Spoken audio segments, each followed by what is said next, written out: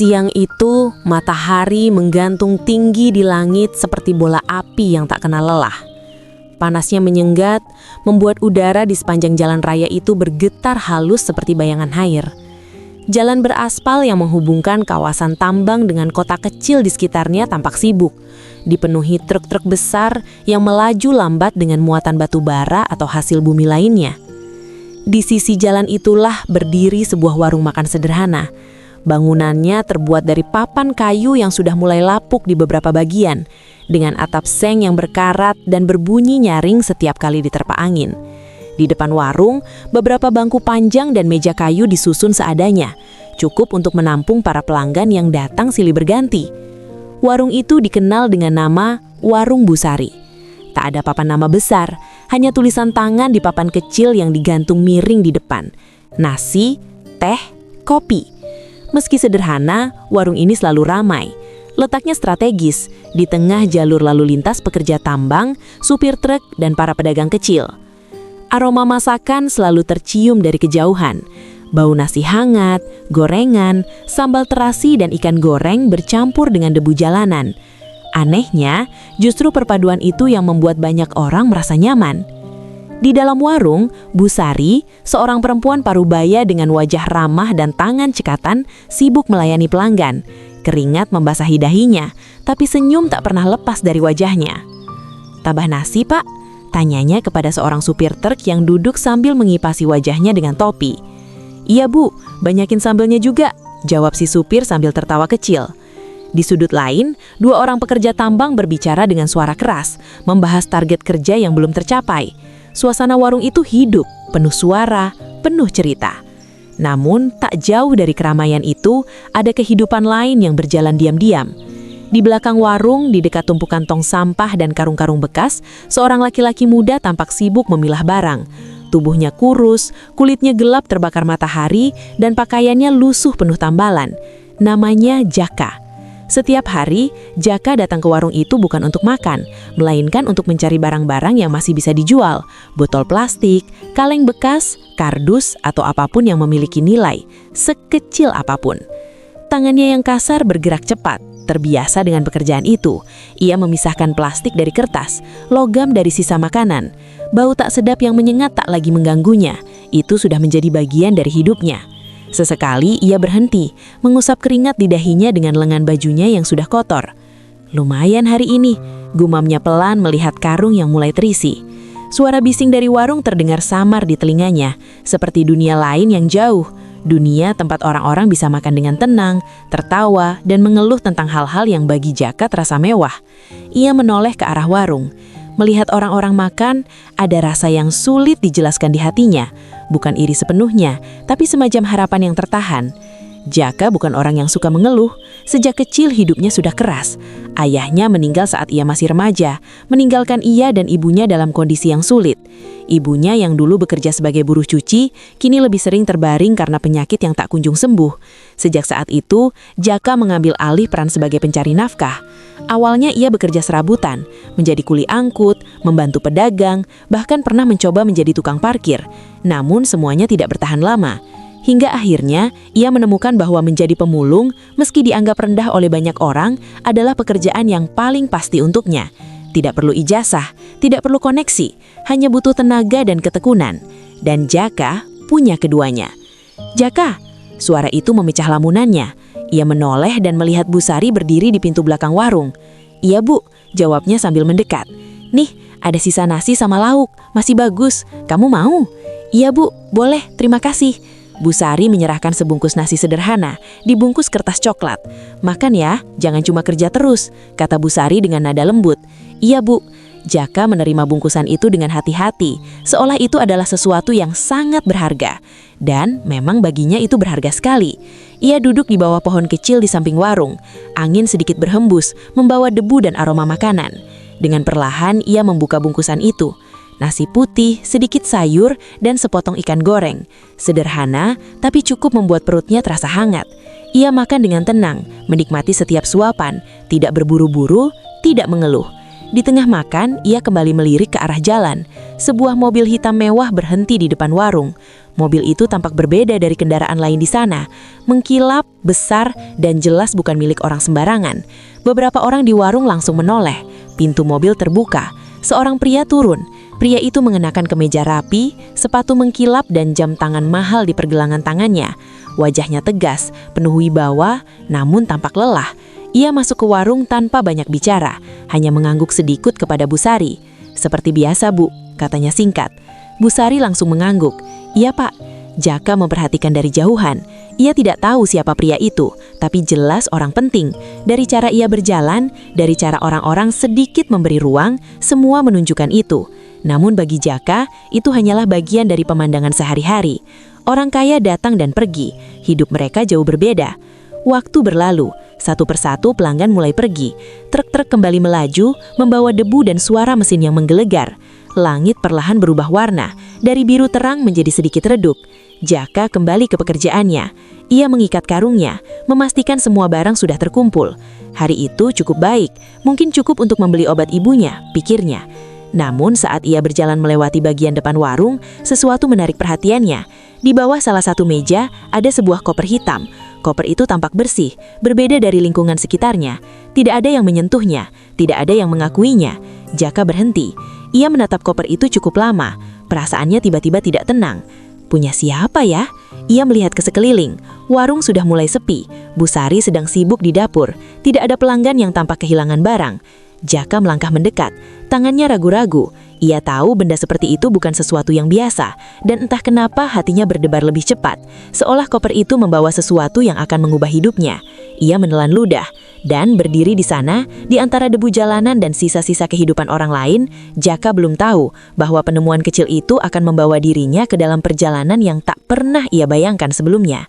Koper hitam tersebut tergeletak diam, seolah menunggu seseorang untuk mengambilnya.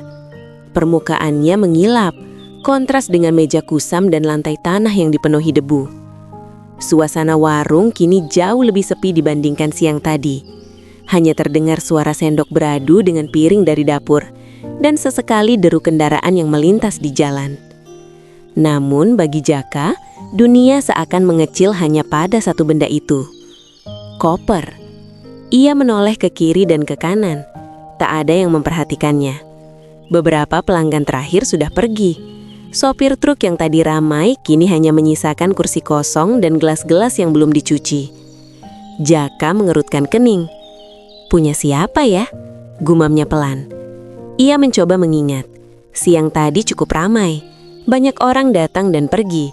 Sopir, pekerja tambang, bahkan pria dengan mobil mewah itu. Tiba-tiba bayangan pria berpakaian rapi muncul di pikirannya. Jaka sempat melihat pria itu duduk di meja yang sama. Jangan-jangan, ia menggigit bibirnya. Tapi ia tidak yakin. Dan ia tidak bisa sembarangan menuduh.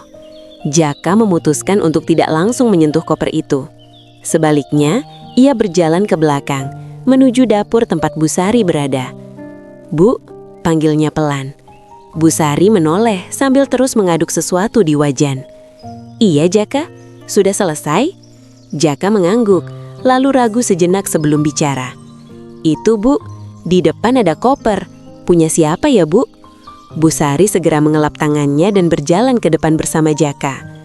Ketika melihat koper itu, wajahnya langsung berubah sedikit tegang. "Loh, tadi ada ya?" katanya pelan. "Iya, Bu, dari tadi di situ." Bu Sari menatap sekeliling, seolah berharap ada seseorang yang tiba-tiba muncul dan mengakuinya. Namun tak ada siapapun. Perasaan tadi yang duduk di sini, Bu Sari mencoba mengingat. Yang pakai mobil hitam itu. "Iya, Bu, saya juga lihat." Bu Sari menarik nafas panjang. Kalau benar itu punya dia, ini bukan barang sembarangan. Nada suaranya berubah serius. Mereka berdua berdiri diam beberapa saat. Situasinya terasa canggung. Koper itu jelas bukan milik orang biasa. Dari bentuknya saja sudah terlihat mahal. "Gimana ya?" kata Bu Sari pelan. "Kalau ada orang balik, kita tunggu saja, Bu," jawab Jaka. Bu Sari mengangguk. "Iya, kita tunggu dulu." Waktu berjalan perlahan. 10 menit, 20 menit, hingga hampir 1 jam. Langit semakin redup, warna jingga mulai menghiasi ufuk barat. Angin sore bertiup lebih kencang, membawa debu dan suara kendaraan yang semakin jarang. Namun tak ada satupun orang yang datang kembali. Tidak ada yang mencari koper itu. Tidak ada yang bertanya. Jaka mulai merasa gelisah. "Bu, kalau nggak ada yang balik gimana?" tanyanya. Bu Sari terlihat bimbang. "Ya, harusnya sih dia balik. Barang kayak gini mana mungkin ditinggal." "Tapi sudah lama, Bu." Bu Sari terdiam. Ia tahu Jaka benar. Kalau koper itu memang penting, seharusnya pemiliknya sudah kembali sejak tadi. Jaka menatap koper itu lagi. Kali ini lebih lama, lebih dalam. Ada sesuatu yang aneh. Seolah koper itu bukan sekadar barang yang tertinggal, tapi sebuah teka-teki yang menunggu untuk dipecahkan. "Bu," kata Jaka pelan. "Iya? Boleh saya lihat isinya? Siapa tahu ada identitasnya." Bu Sari langsung menoleh cepat. "Kamu mau buka?" Jaka mengangguk pelan. "Hanya untuk cari tahu pemiliknya, Bu." Bu Sari terlihat ragu. Ia tahu membuka barang orang lain bukan hal yang benar, namun situasi ini juga tidak biasa. Kalau tidak dibuka, mereka tidak tahu harus mengembalikan ke siapa. Bu Sari berpikir sejenak. "Ya sudah, tapi hati-hati, jangan sampai ada yang hilang." "Iya, Bu, saya cuma lihat saja." Jaka berjongkok di dekat koper itu. Tangannya sedikit gemetar saat menyentuh gagangnya. Koper itu terasa berat, lebih berat dari yang ia bayangkan. Ia menelan ludah, perasaannya semakin tidak enak. Dengan perlahan, ia menarik koper itu ke tempat yang lebih sepi, di sudut warung. Bu Sari berdiri tidak jauh, memperhatikan dengan wajah tegang. Jaka mengamati kunci koper itu. Ternyata tidak terkunci. Atau mungkin memang tidak sempat dikunci. Ia menarik nafas dalam-dalam. "Bismillah," ia bisikan pelan. Lalu, klik. Koper itu terbuka. Jaka membeku. Matanya langsung melebar. Isi koper itu bukan seperti yang ia bayangkan. Bukan pakaian, bukan barang biasa, melainkan tumpukan uang kertas dalam jumlah besar, tersusun rapi dalam beberapa ikatan. Warnanya mencolok, jumlahnya sulit dihitung hanya dengan sekali lihat. Selain itu, ada beberapa map berisi dokumen penting, kertas-kertas tebal dengan cap resmi, dan beberapa benda kecil yang tampak seperti kunci atau perangkat penyimpanan. Jaka tidak bergerak, nafasnya tertahan. Dunia seakan berhenti. "Ya Allah," gumamnya hampir tak terdengar. Bu Sari yang melihat dari kejauhan langsung mendekat. "Ada apa, Kak?" Kalimatnya terhenti. Ia juga melihat isi koper itu, dan sama seperti Jaka, ia terdiam. Mata Bu Sari membesar, tangannya refleks menutup mulutnya. "Itu uang, Bu," bisiknya. Jaka hanya bisa mengangguk pelan. "Banyak sekali," lanjut Bu Sari. Mereka berdua saling berpandangan. Tak ada yang berbicara selama beberapa detik. Hanya suara angin dan detak jantung mereka yang terasa begitu keras.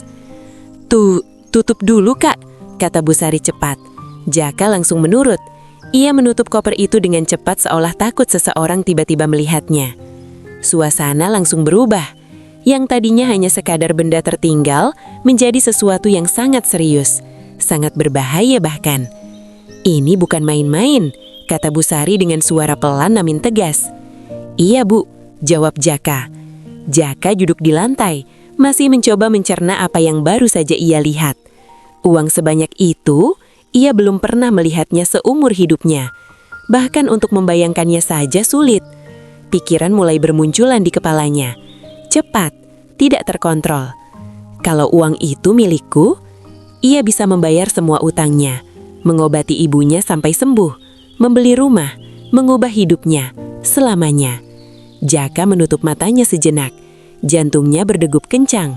Godaan itu terasa nyata, sangat nyata. "Kak," suara Bu Sari membuyarkan lamunannya. Jaka membuka mata. "Iya, Bu." "Kamu jangan macam-macam ya." Nada suara Bu Sari lembut, tapi penuh makna. Ia menatap Bu Sari. Ada sesuatu dalam tatapan Bu Sari. Kekhawatiran, tapi juga kepercayaan. "Saya tidak akan, Bu," jawab Jaka pelan. Dan ia memang bersungguh-sungguh. Namun di dalam hatinya, pertarungan baru saja bermulai. Pertarungan antara kebutuhan dan kejujuran, antara kenyataan pahit dan kesempatan besar. Ia menatap koper itu lagi, diam, lama, dan untuk pertama kalinya dalam hidupnya, Jaka berasa bahwa satu keputusan kecil bisa mengubah seluruh hidupnya. Di luar, matahari hampir tenggelam. Langit berubah menjadi gelap perlahan, dan tanpa Jaka sadari, di suatu tempat yang jauh dari warung itu, seseorang sedang panik, mencari koper yang sama. Langit yang tadi berwarna jingga kini berubah menjadi kelam, hanya menyisakan cahaya redup dari bulan yang tertutup awan tipis. Lampu-lampu kecil di warung Busari mulai dinyalakan, memancarkan cahaya kuning yang temaram. Namun, suasana hangat yang biasanya terasa di warung itu kini berubah. Ada ketegangan, ada kegelisahan yang tak terlihat, tapi terasa jelas. Dan semuanya berpusat pada satu benda, koper hitam itu. Jaka masih duduk di sudut warung, tepat di samping koper tersebut. Tangannya bertumpu di lutut, tubuhnya sedikit membungkuk. Matanya menatap kosong ke arah lantai, tapi pikirannya berlari kemana-mana. Isi koper itu terus terbayang di kepalanya. Tumpukan uang, banyak sekali. Lebih dari yang pernah ia lihat, lebih dari yang pernah ia bayangkan. Ia menelan ludah, tangannya tanpa sadar mengepal. Kalau uang itu sedikit saja, pikirannya terhenti sendiri. Ia langsung menggeleng pelan, seolah menolak suara di dalam kepalanya. Tidak, bukan milikku. Namun suara lain muncul, lebih pelan, tapi lebih tajam. Siapa yang tahu? Jaka menutup wajahnya dengan kedua tangan. Nafasnya mulai tidak teratur. Di dapur, Busari juga tidak bisa tenang. Biasanya setelah warung sepi, ia akan membersihkan peralatan sambil bersenandung kecil. Tapi malam itu, tangannya bekerja lebih lambat. Pikirannya juga terpecah. Ia sesekali melirik ke arah Jaka dan koper itu. Perasaannya campur aduk, takut, cemas, dan sedikit khawatir pada Jaka. Ia tahu anak itu baik, sangat baik. Tapi ia juga tahu godaan sebesar itu bisa menggoyahkan siapa saja. Kak, suara Busari memecah keheningan. Jaka menoleh. Iya bu, kamu pulang saja dulu, koper itu biar di sini. Jaka langsung menggeleng. Jangan bu. Busari mengerutkan kening. Kenapa? Kalau ada yang cari, saya bisa jelaskan. Saya yang pertama lihat. Busari terdiam. Ada logika dalam ucapan Jaka. Tapi tetap saja, ia merasa tidak tenang. Ya sudah, tapi jangan lama-lama ya, ini sudah malam. Iya bu. Waktu terus berjalan, jam demi jam berlalu. Namun koper itu masih di sana, dan pemiliknya belum juga datang. Akhirnya Busari menutup warung. Pintu depan ditutup setengah, menyisakan sedikit celah. Lampu tetap menyala, tapi suasana semakin sunyi. Hanya suara jangkrik dan angin malam yang menemani. Jaka masih duduk di sana. Ia belum pergi. Dan koper itu masih di sampingnya. Perlahan, ia membuka koper itu lagi. Kali ini tidak terburu-buru. Tangannya bergerak lebih hati-hati, seolah menyentuh sesuatu yang sakral. Klik, koper terbuka, dan lagi-lagi pemandangan itu menyambutnya. Tumpukan uang, rapi, bersih, nyata. Jaka menatapnya lama, lebih lama dari sebelumnya. Tangannya perlahan mendekat, hampir menyentuh, namun berhenti di udara. Jarak hanya beberapa sentimeter. Ia bisa merasakan nafasnya sendiri. Berat, dalam. Cuma lihat, bisiknya pelan. Tangannya akhirnya menyentuh salah satu ikatan uang. Dingin, halus, nyata. Jaka menarik nafas tajam. Jantungnya berdetak sangat cepat. Ia mengangkat sedikit tumpukan itu. Berat. Dan saat itulah, realitas benar-benar menghantamnya. Itu semua bisa jadi milikku. Kalimat itu muncul begitu saja, tanpa ia sadari. Bayangan langsung memenuhi pikirannya. Ibunya tersenyum, sehat, tidak lagi batuk-batuk, rumah kecil yang diganti dengan rumah layak, makanan yang cukup setiap hari, hidup tanpa khawatir, tanpa lapar, tanpa takut, tanpa hinaan. Namun, bayangan lain muncul. Wajah ayahnya, suara yang sudah lama tak ia dengar. Jaka, jangan ambil yang bukan milikmu. Tangannya langsung gemetar. Uang itu ia letakkan kembali dengan cepat, seolah benda itu tiba-tiba menjadi panas. Tidak, tidak boleh. Ia menutup koper itu lagi. Kali ini lebih cepat, lebih tegas. Jaka berdiri. Ia berjalan mondar-mandir di sekitar warung. Pikirannya kacau, perasaannya tidak stabil. Ini bukan sekedar menemukan barang, ini ujian. Ujian terbesar dalam hidupnya. Kalau saya ambil, siapa yang tahu? Pertanyaan itu kembali muncul, dan kali ini lebih kuat, lebih menggoda. Ia berhenti berjalan, menatap koper itu dari kejauhan. Diam, lama. Namun kemudian, ia mengingat ibunya. Bukan dalam keadaan sehat, tapi dalam keadaan sakit. Terbaring, batuk, lemah, dan berkata pelan, "Kita boleh miskin, Kak, tapi jangan jadi orang yang tidak jujur." Jaka menutup matanya. Air matanya mulai menggenang. "Kenapa harus saya yang menemukan ini?" Gumamnya lirih, seolah mengeluh pada nasib. Namun tidak ada jawaban. Di luar warung, angin malam semakin dingin.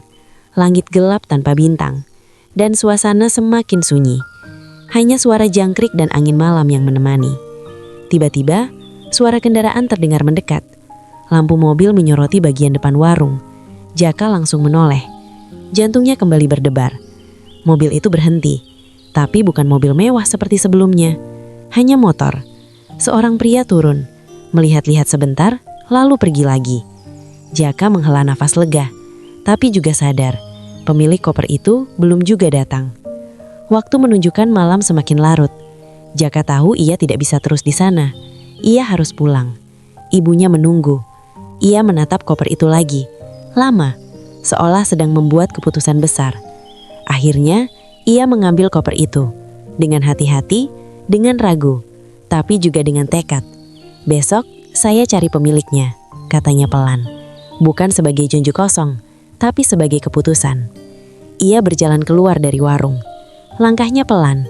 Koper di tangannya terasa berat. Bukan hanya karena isinya, tapi karena tanggung jawab yang ia bawa. Di kejauhan, malam terasa semakin sunyi. Dan tanpa Jaka sadari, keputusan yang ia ambil malam itu akan membawa dirinya ke dalam sesuatu yang jauh lebih besar daripada sekedar sebuah koper. Langkah kaki Jaka terdengar pelan di jalan tanah yang sepi. Di tangan kanannya, koper hitam itu tergenggam erat. Setiap langkah terasa berat, seolah bukan hanya tubuhnya yang membawa beban, tapi juga pikirannya. Angin malam berhembus dingin, menyapu dedaunan kering di pinggir jalan. Lampu-lampu rumah yang jarang terlihat seperti titik-titik kecil di kejauhan. Jaka berjalan sendirian. Dan untuk pertama kalinya dalam hidupnya, ia merasa benar-benar tidak tenang. Ia sesekali menoleh ke belakang. Bukan karena ada sesuatu yang pasti, tapi karena perasaan aneh yang terus mengikutinya. Seolah-olah ada mata yang mengawasi. Seolah koper itu bukan hanya benda biasa. "Tenang, cuma perasaan," gumamnya. Namun ia mempercepat langkahnya. Rumah Jaka terletak cukup jauh dari warung. Sebuah gubuk kecil di pinggir pemukiman, dikelilingi semak dan beberapa pohon tua. Dindingnya dari papan, sebagian sudah retak. Atapnya bocor di beberapa titik. Namun disitulah ia tinggal. Disitulah ibunya menunggu. Saat Jaka tiba, lampu kecil di dalam rumah masih menyala. Ia membuka pintu perlahan. "Ibu, saya pulang," katanya pelan. Dari dalam terdengar suara lemah. "Iya, Kak." Ibunya terbaring di kasur tipis di sudut ruangan.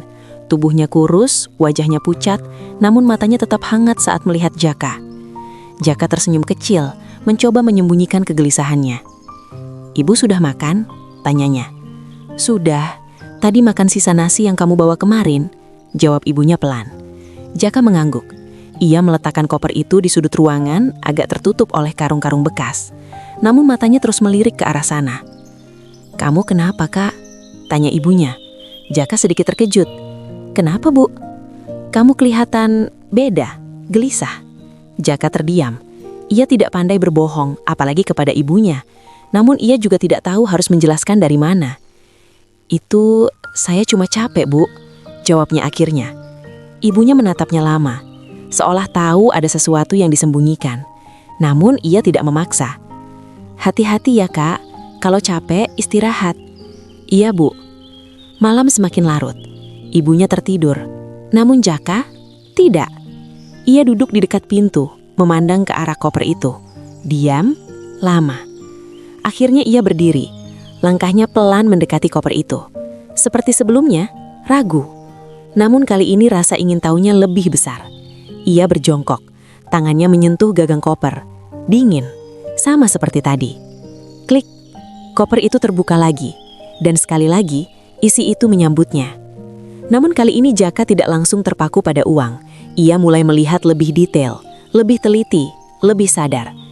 Di antara tumpukan uang ada beberapa map tebal. Ia mengambil salah satunya, perlahan membukanya. Di dalamnya terdapat dokumen resmi, kertas-kertas penting dengan cap perusahaan, tanda tangan, dan tulisan yang sebagian tidak ia pahami. Namun satu hal jelas, ini bukan dokumen biasa. Ini sesuatu yang sangat penting. Ia membuka map lain. Ada sertifikat, dokumen kepemilikan. Tulisan tambang beberapa kali terlihat. Nama seseorang juga muncul berulang kali. Ia membaca pelan. Budi Santoso. Ia mengerutkan kening. Nama itu terasa tidak asing. Ia berpikir keras. Lalu, tiba-tiba ia teringat. Pria dengan mobil hitam. Pria yang duduk di warung. Jangan-jangan Jaka langsung mengambil kartu nama yang terselip di dalam map. Dan benar saja, tertulis jelas. Budi Santoso, Direktur Utama. Jaka terdiam. Jantungnya kembali berdetak cepat. Orang besar, gumamnya. Ia langsung menutup map itu. Tangannya mulai gemetar lagi. Kini situasinya menjadi jauh lebih serius. Ini bukan sekedar uang yang hilang. Ini milik orang penting. Orang yang punya kuasa. Orang yang mungkin bisa mencarinya dengan mudah. Kalau dia tahu koper ini ada di saya. Jaka tidak melanjutkan kalimatnya, tapi pikirannya sudah melompat ke berbagai kemungkinan, baik dan buruk. Ia duduk di lantai, punggungnya bersandar ke dinding. Koper itu masih terbuka di depannya. Godaan kembali datang, lebih kuat dari sebelumnya, lebih nyata. Ambil sedikit saja, tidak akan ada yang tahu. Uangnya banyak sekali. Dia juga orang kaya. Jaka menutup telinganya dengan kedua tangan, seolah ingin menghentikan suara itu. Tidak, katanya pelan, hampir berbisik. Nafasnya berat, dadanya naik turun. Ia memandang uang itu lagi, dan kali ini ia benar-benar membayangkan. Ibunya di rumah sakit, dokter terbaik, obat lengkap. Tidak perlu lagi menunggu bantuan, tidak perlu lagi menahan sakit. Air mata jatuh perlahan. Kalau saya tidak ambil, ibu tetap sakit. Kalau saya ambil, saya jadi orang yang salah. Itulah pertarungan yang sebenarnya, bukan antara miskin dan kaya, tapi antara benar dan salah. Jaka menunduk, tangannya mengepal. Ia menangis, pelan, tanpa suara. Beberapa menit berlalu, atau mungkin lebih. Waktu terasa tidak jelas. Akhirnya ia menarik nafas panjang, sangat panjang. Lalu ia berkata pelan, "Saya boleh miskin, tapi saya tidak mau jadi orang jahat." Kalimat itu sederhana, namun berat, sangat berat. Ia mulai merapikan isi koper itu, satu persatu, dengan hati-hati. Seolah itu bukan miliknya, dan memang bukan. Koper itu ditutup kembali, kali ini dengan lebih mantap. Jaka berdiri, matanya masih sedikit merah, namun wajahnya berubah, lebih tenang, lebih tegas. "Besok saya kembalikan," katanya pelan. Bukan ragu, bukan sekedar niat, tapi keputusan. Ia memindahkan koper itu ke tempat yang lebih aman, dekat dengan tempat tidurnya. Di luar angin malam masih berhembus, namun sekarang terasa lebih dingin, lebih sunyi. Dan tanpa Jaka sadari, di tempat lain, orang-orang mulai bergerak, mencari, menyelidiki. Dan koper itu bukan sekedar barang yang hilang, ini adalah sesuatu yang dipertaruhkan. Cahaya matahari masuk perlahan melalui celah-celah dinding papan rumah Jaka. Biasanya, pagi adalah waktu yang paling ia sukai. Udara masih segar, pikirannya belum penuh beban, dan harapan selalu terasa sedikit lebih ringan. Namun, pagi itu berbeda. Jaka sudah terjaga sejak subuh. Ia tidak benar-benar tidur. Semalaman, ia hanya berbaring, membuka mata dalam gelap, memikirkan satu hal, koper itu. Ia duduk di lantai, memandangi koper hitam yang berada di dekatnya. Masih utuh, masih tertutup. Namun rasanya seperti sesuatu yang hidup, yang terus memanggil pikirannya. Ibunya masih tertidur, Nafasnya pelan, sesekali terdengar batu kecil. Jaka menoleh ke arah ibunya. Wajah itu terlihat lemah, dan itu kembali menusuk hatinya. Kalau saya cepat kembalikan, mungkin ada jalan, gumamnya. Ia tidak tahu kenapa, tapi ada keyakinan kecil di dalam dirinya, bahwa melakukan hal yang benar tidak akan berakhir sia-sia. Jaka berdiri. Ia mengambil air, mencuci muka, lalu bersiap. Hari itu bukan hari biasa. Hari itu ia akan mengubah arah hidupnya. Entah kemana. Kak, suara ibunya terdengar lemah. Jaka langsung mendekat. Iya, Bu. Kamu mau kemana pagi-pagi? Jaka ragu sejenak. Ia tidak ingin membuat ibunya khawatir. Namun ia juga tidak bisa berbohong sepenuhnya. Saya mau ke kota, Bu. Ibunya mengerutkan kening. Ke kota? Ada kerjaan? Jaka mengangguk pelan. Ada yang harus saya selesaikan. Ibunya menatapnya lama. Jaga diri baik-baik ya, Kak. Iya, Bu. Jaka mengambil koper itu, menggenggamnya dengan erat, dan melangkah keluar rumah. Pagi itu jalanan belum terlalu ramai, namun aktivitas sudah mulai terasa. Beberapa pedagang membuka lapak. Anak-anak berjalan menuju sekolah, dan truk-truk tambang mulai melintas lagi, membawa debu yang berterbangan di udara. Jaka berjalan cepat. Langkahnya mantap, tapi pikirannya masih penuh. Ia mengingat alamat yang tertera di kartu nama. Nama itu, Budi Santoso. Ia tidak tahu persis siapa orang itu, tapi dari dokumen dan penampilannya kemarin, jelas bukan orang biasa. Perjalanan menuju kota bukan hal mudah. Jaraknya cukup jauh, dan Jaka tidak punya kendaraan. Ia harus berjalan kaki.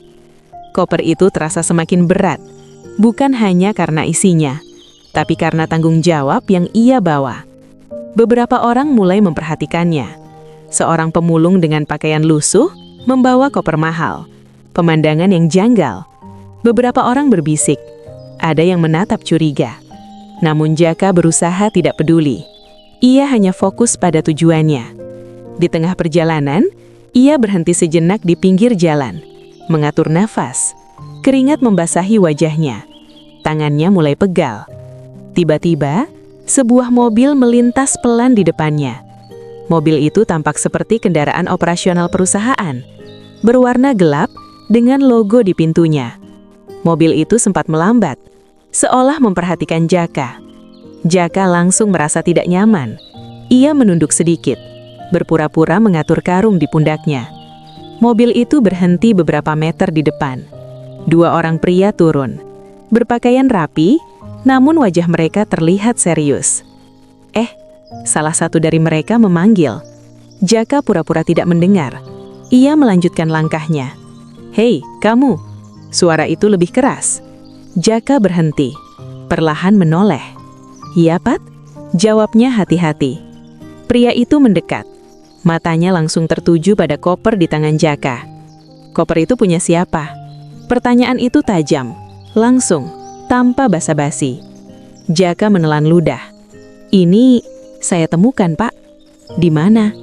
Di warung, di pinggir jalan tambang. Kedua pria itu saling berpandangan. Sejenak. Buka, kata salah satu dari mereka. Nada suaranya tidak seperti permintaan, lebih seperti perintah.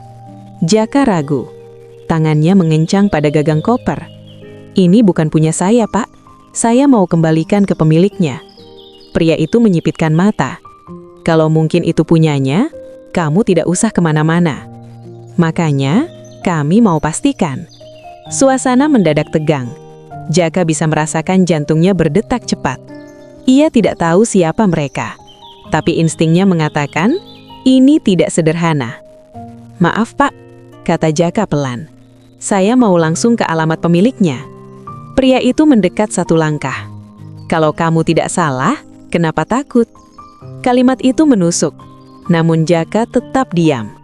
Beberapa detik yang terasa sangat lama berlalu. Akhirnya, pria kedua menarik lengan temannya. Sudah, biarkan saja. Kalau memang itu, dia pasti ke sana. Pria pertama masih menatap Jaka tajam. Namun akhirnya ia mundur. "Kalau kamu bohong, kamu akan menyesal." Jaka tidak menjawab. Ia hanya mengangguk kecil. Mobil itu pergi, meninggalkan debu di jalan. Jaka berdiri diam beberapa saat. Tubuhnya terasa lemas. Tangannya berkeringat. "Siapa mereka?" gumamnya. Namun satu hal kini jelas. Koper itu sedang dicari, dan bukan hanya dari pemiliknya. Jaka menarik nafas panjang, lalu melanjutkan perjalanan. Lebih cepat, lebih waspada. Beberapa jam kemudian, akhirnya ia melihat kota. Gedung-gedung mulai terlihat. Jalanan lebih ramai. Suara kendaraan lebih padat. Jaka berhenti sejenak, menatap ke depan. Perasaannya campur aduk. Takut, cemas, tapi juga penuh tekad. Ia mengeluarkan kartu nama itu lagi. Membacanya perlahan. "Budi Santoso. Ini harus selesai hari ini," katanya pelan. Dan tanpa ia sadari, langkahnya menuju kota itu bukan hanya membawa koper itu kembali, tapi juga membawanya lebih dekat ke sesuatu yang jauh lebih besar dan berbahaya. Kota itu terasa asing bagi Jaka. Langkahnya melambat saat ia benar-benar memasuki pusat keramaian. Jalanan dipenuhi kendaraan, suara klakson bersahutan.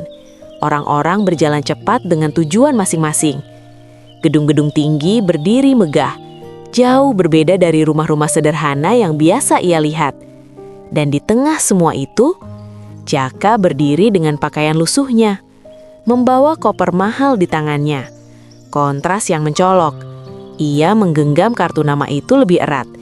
Matanya membaca sekali lagi.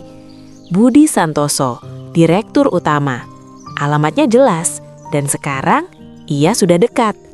Setelah bertanya kepada beberapa orang, akhirnya Jaka menemukan lokasi yang ia cari.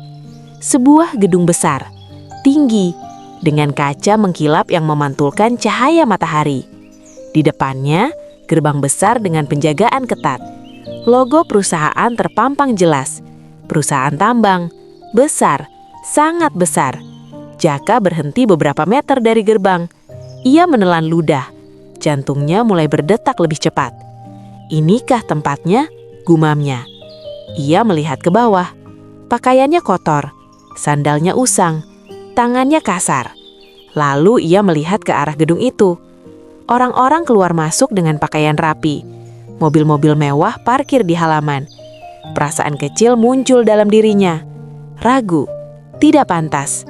Kalau saya masuk, mereka percaya tidak. Namun ia segera menggeleng. "Ini bukan soal saya, ini soal mengembalikan." Jaka menarik napas dalam, lalu melangkah maju. Saat ia mendekati gerbang, 2 satpam langsung memperhatikannya. Tatapan mereka tajam, waspada. Mau kemana?" tanya salah satu satpam. Jaka berhenti. "Saya mau ketemu Pak Budi." Kedua satpam itu saling pandang, lalu tertawa kecil. "Ketemu Pak Budi?" ulang yang satu. "Iya tak, ada janji?"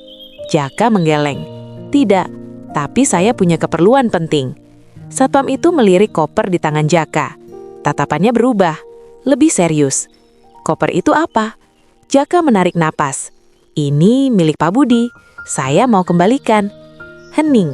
Kedua satpam itu saling berpandangan lagi. Kali ini tanpa senyum. "Buka," kata salah satu dari mereka. Nada suaranya tegas. Jaka ragu sejenak, namun akhirnya ia menuruti. Ia meletakkan koper di tanah. Tangannya sedikit gemetar saat membuka kunci. Klik, koper terbuka. Isi di dalamnya langsung terlihat. Uang, dokumen. Wajah kedua satpam itu langsung berubah. Kaget, serius, dan sedikit panik. "Dari mana kamu dapat ini?" tanya salah satu dengan cepat. "Saya temukan di warung, Pak." "Warung mana?" Jaka menjelaskan, detail, tanpa ragu. Satpam itu langsung mengambil HT. "Pak, ini ada orang bawa koper, sepertinya milik Pak Budi." Beberapa menit kemudian, seorang pria berpakaian rapi datang. Lebih tua, lebih berwibawa. Sepertinya supervisor keamanan. Ia menatap Jaka dari atas ke bawah. Lama, menyelidiki. "Kamu yang bawa ini?" tanyanya. "Iya, Pak." "Sendiri?" "Iya." "Tidak ada yang ikut?" "Tidak." Pria itu mengangguk pelan. namun wajahnya tetap curiga. "Masuk," katanya singkat. Jaka terkejut. "Masuk, Pak." "Iya, tapi ikut saya, jangan macam-macam." Jaka mengangguk. Ia mengambil koper itu kembali dan melangkah masuk.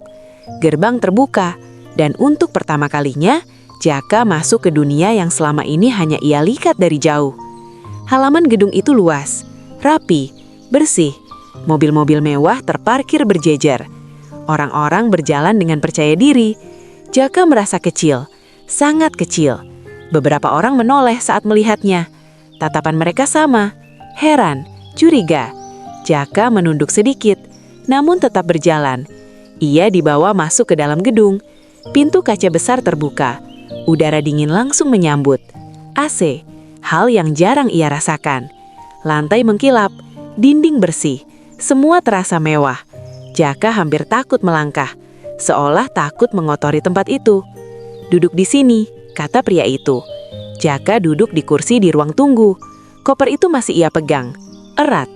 "Jangan kemana-mana," lanjut pria itu. Lalu ia pergi. Jaka duduk diam. Orang-orang berlalu lalang. Beberapa melirik, beberapa berbisik. Waktu terasa lambat, sangat lambat. Tiba-tiba, 2 orang pria datang mendekat.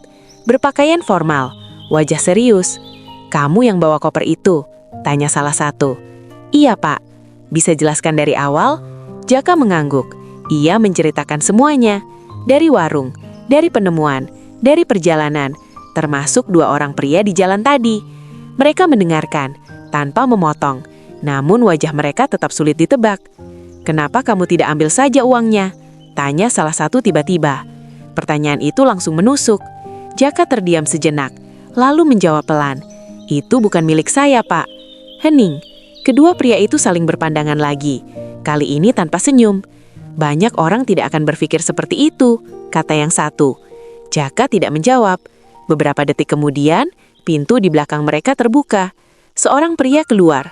Langkahnya tenang, wajahnya tegas. Aura wibawanya langsung terasa. Jaka langsung mengenalinya. Pria dari warung itu, Budi Santoso. Jaka langsung berdiri, tangannya sedikit gemetar. Budi menatap Jaka, lalu menatap koper itu, lalu kembali ke Jaka. Tatapan mereka bertemu untuk pertama kalinya. Dan di momen itu, semua terasa berhenti. "Jadi," kata Budi pelan, "kamu yang menemukan koper saya?" Jaka menelan ludah. "Iya, Pak." Budi melangkah mendekat, pelan, tenang, namun terasa berat. Ia membuka koper itu, melihat isinya, memeriksa sekilas, semuanya ada, utuh. Budi menarik napas panjang, lalu menutup koper itu. Ia menatap Jaka lagi lebih lama, lebih dalam. "Kenapa kamu kembalikan?" Pertanyaan itu sederhana, namun berat. Jaka menunduk sedikit, lalu menjawab, "Karena itu milik Bapak." Hening, dan di ruangan itu, kejujuran seorang pemulung berdiri di hadapan kekuasaan seorang pengusaha besar, dan keputusan berikutnya akan mengubah segalanya. Padahal ukurannya cukup luas, dengan meja besar di tengah dan kursi-kursi rapi di sekelilingnya. Namun bagi Jaka, udara terasa berat. Setiap napas seolah harus ia paksa keluar masuk.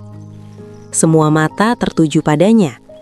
Koper hitam itu kini berada di atas meja, terbuka sedikit, cukup untuk memperlihatkan isinya. Dan di depan Jaka, berdiri seorang pria yang memiliki segalanya.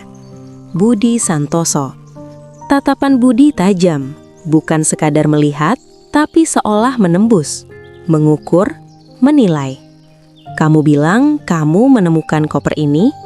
ulang Budi pelan. Suaranya tidak keras, namun justru itu yang membuatnya terasa lebih menekan. Jaka mengangguk. "Iya, Pak." "Di warung?" "Iya, Pak." "Lalu kamu bawa ke sini?" "Iya." Budi menatapnya lama, sangat lama, seolah mencari sesuatu di wajah Jaka. Kebohongan, keraguan, atau mungkin ketulusan. Orang-orang di ruangan itu tidak berani bicara. Satpam yang tadi tampak galak kini diam. Pria berjas yang sebelumnya menginterogasi Jaka juga menunggu. Budi berjalan perlahan mengelilingi meja. Langkahnya tenang, namun setiap langkah terasa seperti tekanan bagi Jaka. Kamu tahu isi koper ini apa? Tanya Budi. Jaka terdiam sejenak. Ia tidak ingin berbohong, namun ia juga takut jawabannya akan disalahartikan. Saya sempat lihat, Pak, jawabnya pelan. Beberapa orang langsung saling berpandangan. Berarti kamu tahu, ini bukan barang biasa, lanjut Budi. Iya, Pak. Dan kamu tetap membawanya ke sini? Iya. Budi menatapnya lama, sangat lama, seolah mencari sesuatu di wajah Jaka. Kebohongan, keraguan, atau mungkin ketulusan. Orang-orang di ruangan itu tidak berani bicara. Satpam yang tadi tampak galak kini diam. Pria berjas yang sebelumnya menginterogasi Jaka juga menunggu. Budi berjalan perlahan mengelilingi meja.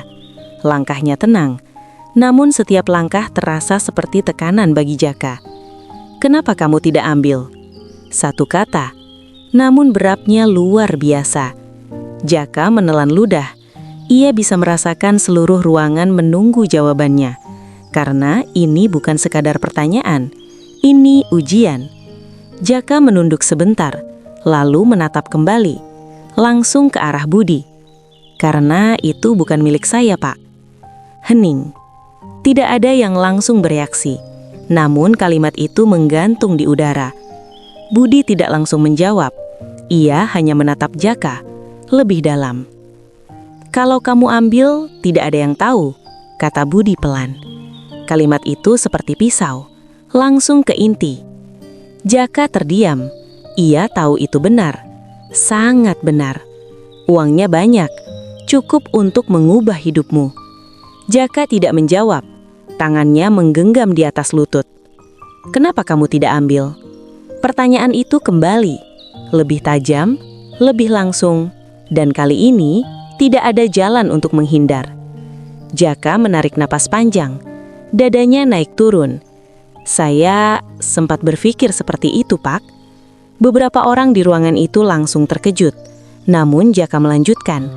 Saya membayangkan hidup saya berubah. Ibu saya sembuh, kami tidak lagi kekurangan. Suaranya mulai bergetar, namun ia tetap bicara.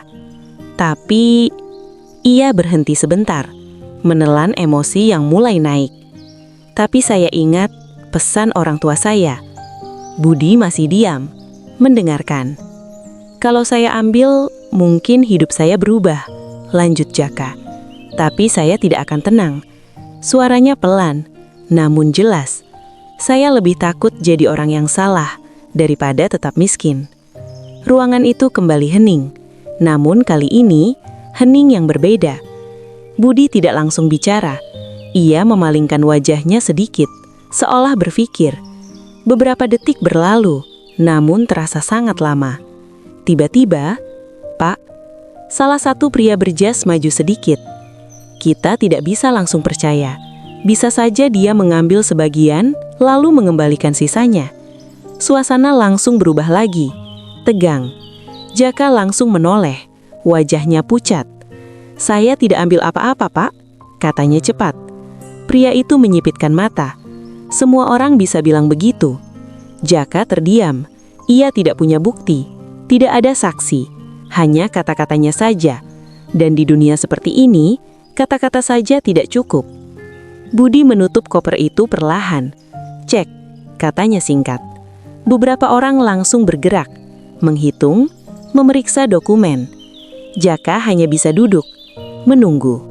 Waktu terasa berjalan sangat lambat. Setiap detik seperti beban. Ia menunduk, tangannya berkeringat. Pikirannya mulai dipenuhi ketakutan.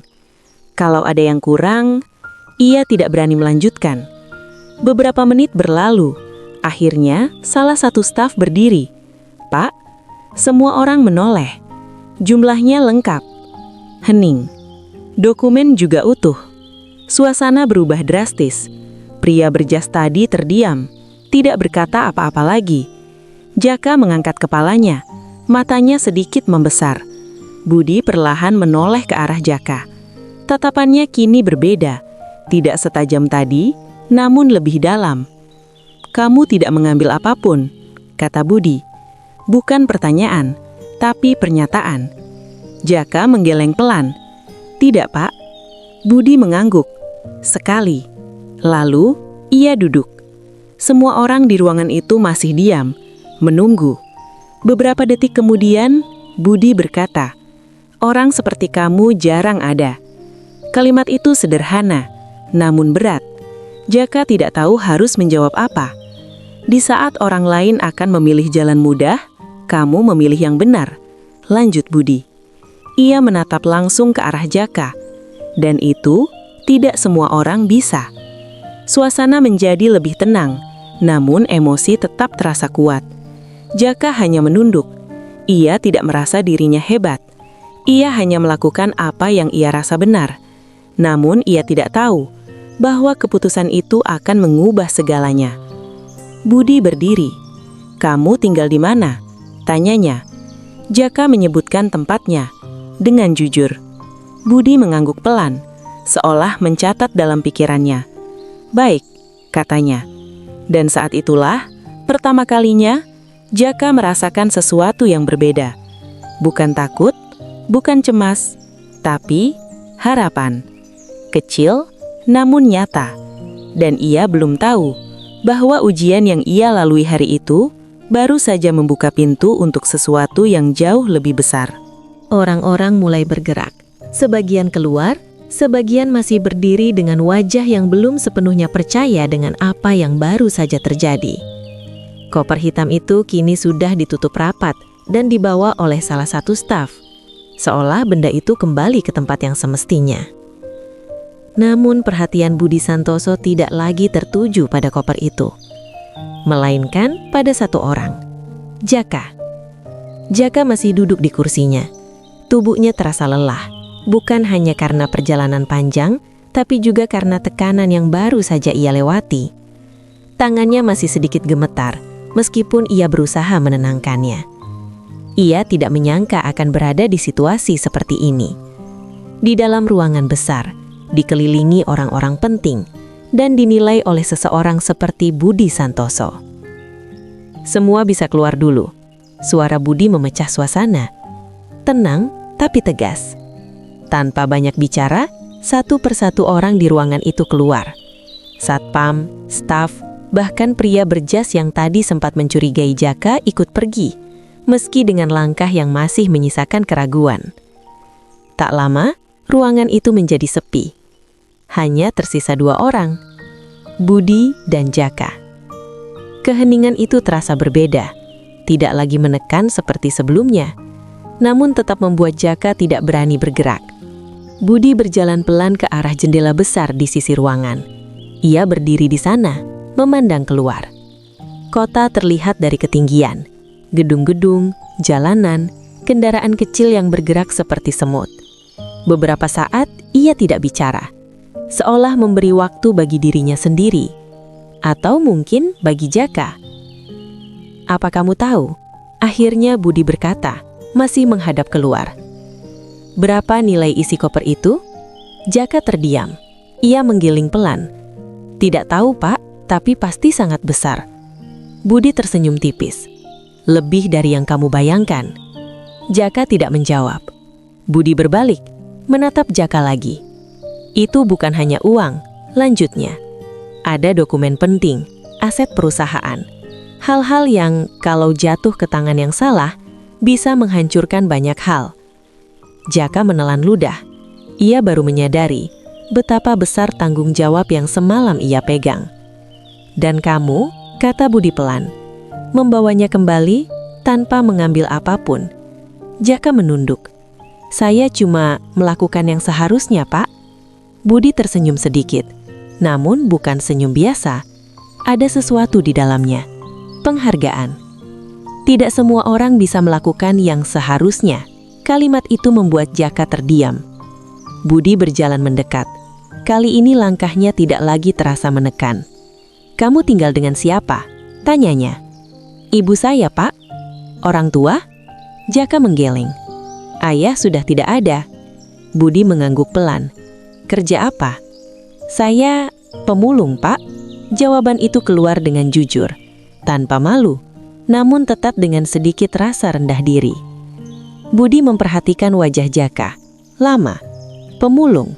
Ia menggulang pelan, seolah menimbang sesuatu. Lalu ia duduk di kursi di depan Jaka. "Kamu tahu," katanya, "banyak orang dengan pendidikan tinggi, dengan jabatan, bahkan dengan kekayaan, belum tentu punya kejujuran seperti kamu." Jaka tidak tahu harus menjawab apa. Ia hanya menunduk.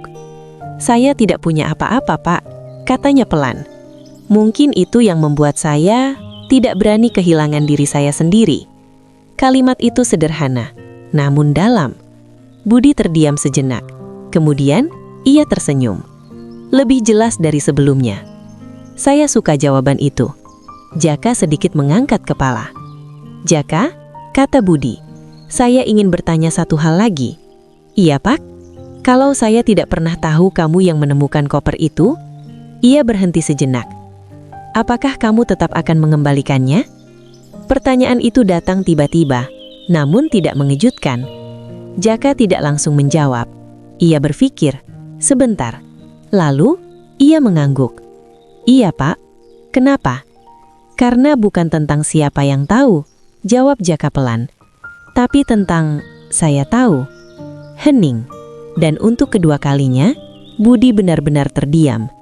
Kalimat itu sederhana, namun sangat kuat. Budi berdiri, berjalan beberapa langkah, lalu kembali. Keputusan terlihat jelas di wajahnya. "Baik," katanya. Jaka menatapnya, sedikit tegang. "Saya ingin membantu kamu." Kalimat itu membuat Jaka terkejut. "Pak?" Budi mengangkat tangan sedikit, memberi isyarat agar Jaka tidak menyelah.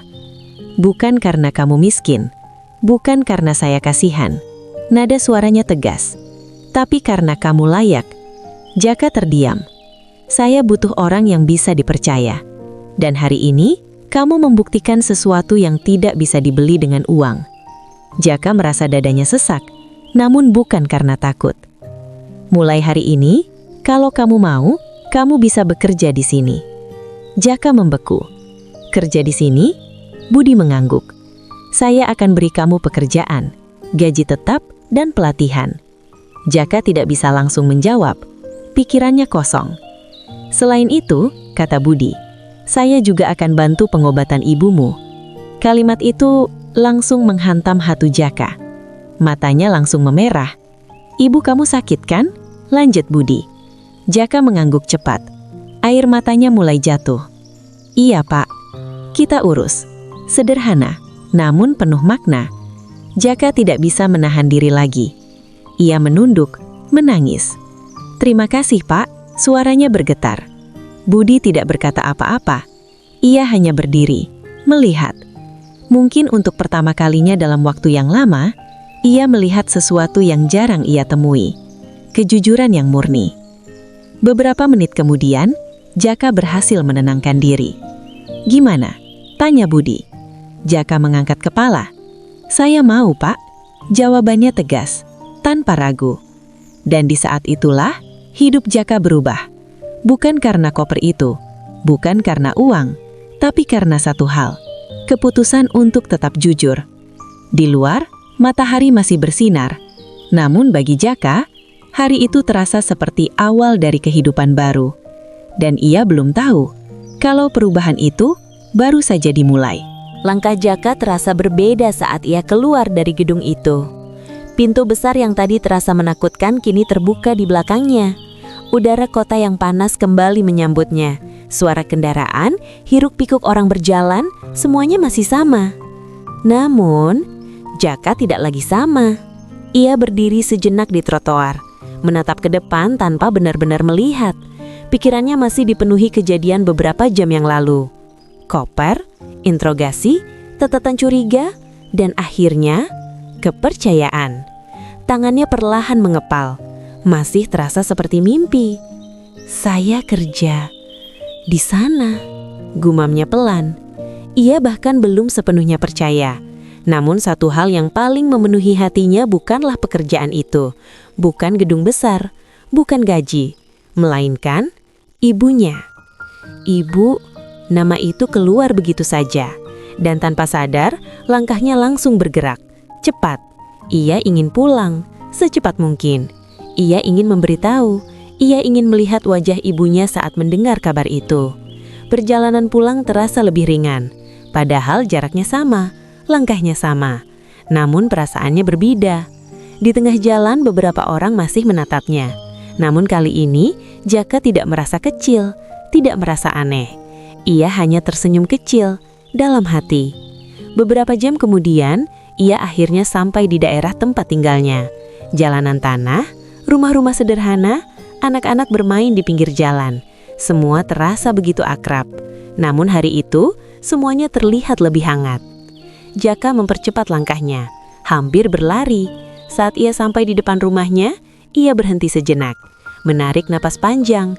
Ia ingin memastikan ini nyata. Lalu, ia membuka pintu. "Bu, saya pulang." Suara itu terdengar lebih bersemangat dari biasanya. Di dalam, ibunya yang sedang duduk perlahan menoleh. Wajahnya masih pucat, namun matanya langsung berbinar saat melihat Jaka. "Kamu sudah pulang, Kak?" Jaka masuk, duduk di dekat ibunya. "Ibu gimana hari ini?" tanyanya. "Ya, seperti biasa," jawab ibunya pelan. "Masih batuk sedikit." Jaka mengangguk, namun kali ini ia tidak merasa putus asa. "Ibu," katanya pelan. Ibunya menatapnya. "Ada apa?" Jaka tersenyum, sedikit gugup. "Saya tadi ke kota." "Iya, kamu bilang tadi pagi." "Saya ketemu orang." Ibunya mengerutkan kening sedikit. "Orang?" Jaka menarik napas. "Pemilik koper itu, Bu." Ibunya terdiam, matanya langsung berubah. "Koper apa, Kak?" Jaka baru sadar, ia belum pernah menceritakan semuanya. Perlahan, ia mulai bercerita. Dari awal, dari warung, dari koper yang tertinggal, dari isi yang mengejutkan, dari pergulatan batinnya semalam, hingga perjalanannya ke kota, dan pertemuannya dengan Budi Santoso. Ibunya mendengarkan tanpa menyela. Sesekali air matanya mulai jatuh. "Ya Allah," bisiknya pelan. Ketika Jaka selesai, ruangan itu menjadi hening. Ibunya menatapnya lama. "Kamu tidak ambil apa-apa?" tanyanya. Jaka menggeleng. "Tidak, Bu." Ibunya menutup mulutnya, menahan tangis. "Kamu benar-benar anak yang baik." Suaranya bergetar. Jaka menunduk. "Saya cuma ingat pesan ibu."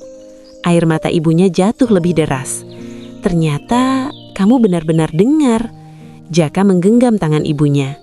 "Ibu," katanya pelan. "Ada satu lagi." Ibunya mengangkat kepala. "Apa, Kak?" Jaka tersenyum, kali ini lebih lebar.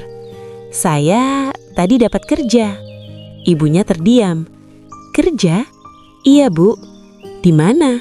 Jaka menarik napas. "Di perusahaan Pak Budi." Beberapa detik ibunya tidak bereaksi, seolah belum memahami. Namun ketika kata-kata itu benar-benar masuk, matanya langsung membesar. "Serius, Kak?" "Iya, Bu." "Kerja tetap?" "Iya." Ibunya langsung menangis. Bukan tangis sedih, tangis haru, tangis lega, tangis yang selama ini tertahan. "Alhamdulillah," katanya berulang-ulang. Jaka memeluk ibunya erat. Untuk pertama kalinya ia merasa ia berhasil. Namun belum selesai. "Ibu," katanya pelan. "Iya, Kak. Pak Budi juga mau bantu pengobatan ibu." Ibunya langsung terdiam. Tangisnya berhenti sejenak. "Pengobatan?" Suaranya pelan. Jaka mengangguk. "Iya, Bu, kita bisa ke dokter. Obat yang lengkap." Ibunya menatapnya, tak percaya. "Benar, Kak?"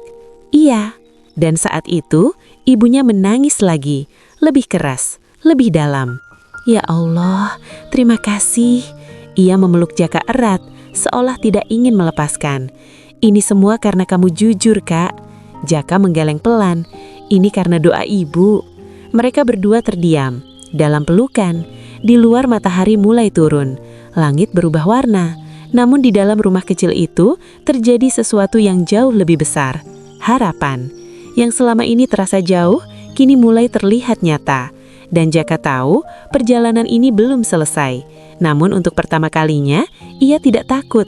Karena sekarang, ia tidak berjalan sendirian. Bukan karena matahari bersinar lebih terang, atau angin bertiup lebih sejuk. Semuanya sama seperti hari-hari sebelumnya. Namun, bagi Jaka, dunia terasa berubah. Ia berdiri di depan rumah kecilnya, mengenakan pakaian yang belum pernah ia pakai sebelumnya. Bukan pakaian mahal, tapi bersih, rapi, dan layak. Sebuah kemeja sederhana dan celana panjang yang diberikan oleh pihak perusahaan sehari sebelumnya. Ia menarik napas dalam. Hari ini adalah hari pertamanya bekerja. Di belakangnya, ibunya duduk di kursi kecil di depan rumah. Wajahnya masih pucat, tapi ada sesuatu yang baru. Harapan. "Ibu," kata Jaka pelan. Ibunya menoleh, tersenyum. "Kamu kelihatan beda, Kak." Jaka tersenyum kecil. "Doakan saya ya, Bu." Ibunya mengangguk. "Selalu." Jaka mendekat, mencium tangan ibunya. "Terima kasih, Bu." Ibunya mengelus kepalanya. "Hati-hati di jalan dan tetap jadi Jaka yang ibu kenal." Kalimat itu sederhana, namun sangat dalam. Jaka mengangguk. "Iya, Bu." Lalu, ia melangkah. Langkahnya mantap, tidak seperti sebelumnya, tidak ragu. Hari itu bukan hanya tentang pekerjaan, tapi tentang awal kehidupan baru. Beberapa hari sebelumnya, setelah pertemuan dengan Budi Santoso, semuanya berjalan cepat.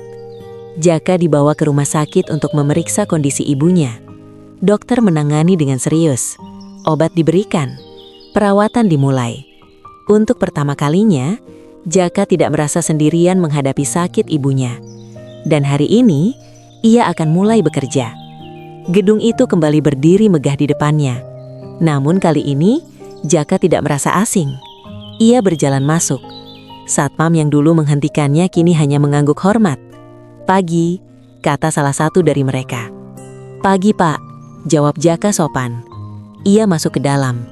Udara dingin menyambutnya. Orang-orang berjalan seperti biasa. Namun kali ini, beberapa dari mereka mengenalnya. "Ini Jaka ya?" "Iya, yang kemarin itu." Bisikan terdengar, namun tidak seperti dulu.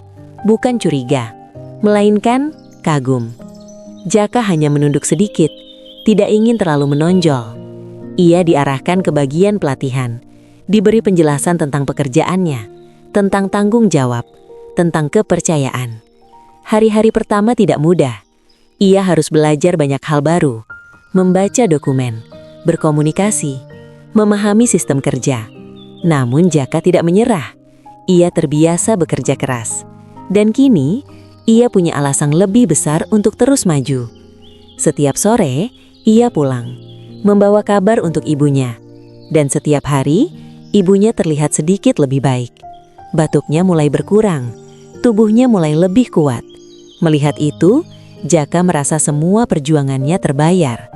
Suatu hari, beberapa minggu setelah ia mulai bekerja, ia dipanggil ke ruangan Budi. Jaka mengetuk pintu. "Masuk," terdengar suara dari dalam. Ia masuk. Budi duduk di meja, seperti biasa, tenang. "Duduk, Jaka." "Iya, Pak." Jaka duduk. "Saya dengar kamu cepat belajar," kata Budi. Jaka tersenyum kecil. "Saya berusaha, Pak." Budi mengangguk. "Bagus." Ia berhenti sejenak.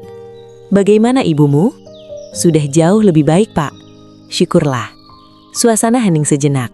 Lalu Budi berkata, "Jaka, kamu tahu kenapa saya benar-benar memutuskan bantu kamu?" Jaka menggeleng. "Karena koper itu tebaknya?" Budi tersenyum tipis. "Bukan." Jaka sedikit terkejut. "Karena pilihan kamu." Jaka terdiam. Banyak orang menemukan kesempatan, tapi tidak semua memilih jalan yang benar, lanjut Budi. Ia menatap Jaka.